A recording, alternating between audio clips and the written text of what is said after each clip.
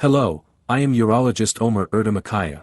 Today I will talk about chronic prostatitis and the use of quercetin. The exact cause of chronic prostatitis is not clear due to its nature. In other words, it is not a disease fully understood by urologists. Therefore, treatments are usually combined. In other words, we do many treatments to the patient at the same time. Many treatments such as ozone therapy, prostate massage, shock wave therapy, neural therapy. We apply many treatments in combination with antibiotics at the same time, whichever the patient benefits from. The exact cause is unknown. In other words, it can be caused by infection. It can start because the patient has a cold. The patient may have no history of sexual intercourse. But patients suffer a lot. The quality of life decreases a lot. In some patients, pain is at the forefront, in others erectile dysfunction. Some patients may be accompanied by urination complaints.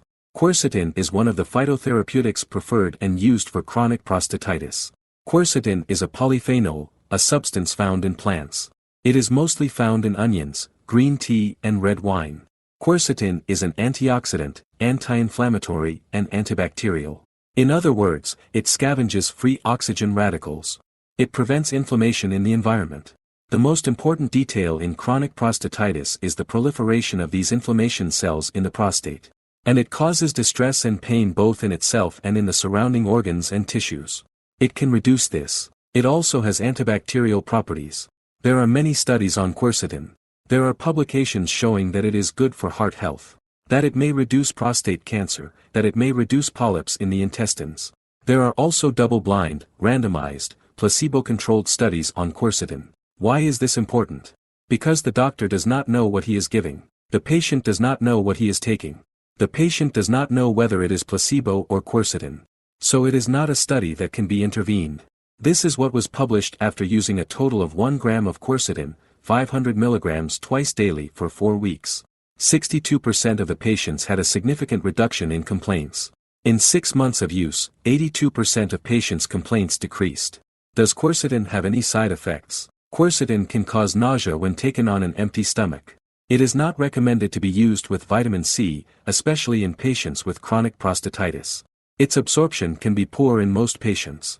Absorption varies from patient to patient. In order to increase absorption, it is recommended to consume it together with stomach enzymes such as papain.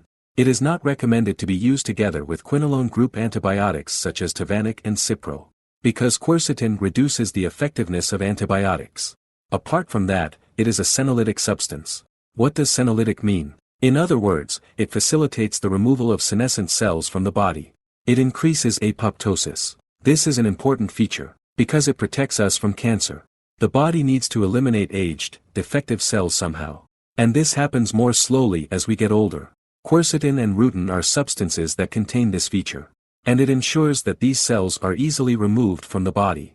We recommend quercetin for chronic prostatitis. Together with it, substances such as sereno or repens or saw palmetto, lycopene, nettle can also be used for chronic prostatitis. But this is a part of the treatment. As I said, I think that prostate massage, shock wave therapy, neural therapy, or ozone therapy or systemic antibiotic treatments should be added to the treatment in chronic prostatitis.